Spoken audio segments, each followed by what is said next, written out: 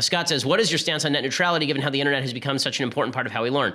So I don't believe in net neutrality. I think I'd explained this a few days ago on the show, didn't I? I did a whole segment on net neutrality, I thought, where I discussed at length the idea that ISPs, basically net neutrality is the suggestion. It was only put into place in the last couple of years of the Obama administration. And before that, the internet was working just fine. Net neutrality is basically the suggestion that internet service providers have to supply traffic, supply all use of traffic the same price. So Netflix, which eats up an enormous amount of bandwidth, has to be charged the same as some schmo in his basement who is just loading up his blog. And it's also, net neutrality also says that all pages have to be loaded at the same speed. Well, the problem with that, of course, is that it benefits big corporations like Netflix over the little guy.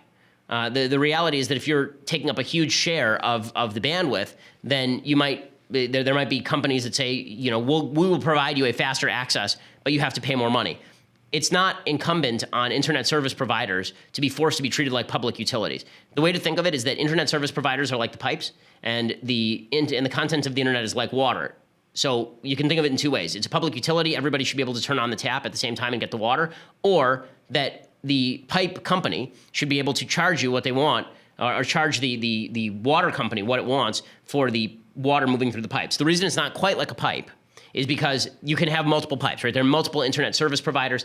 One of the reasons that net neutrality has become such an issue is because of special deals with local governments by a lot of the internet service providers, so they're the only providers in their region. If there were open competition, you would actually see competition. Like for people, for example, who only use email but don't watch streaming video, right? Like older people who only want to watch TV but don't actually want to use Netflix or Hulu, they should be able to get the internet cheaper than people who want to be able to get Netflix and Hulu.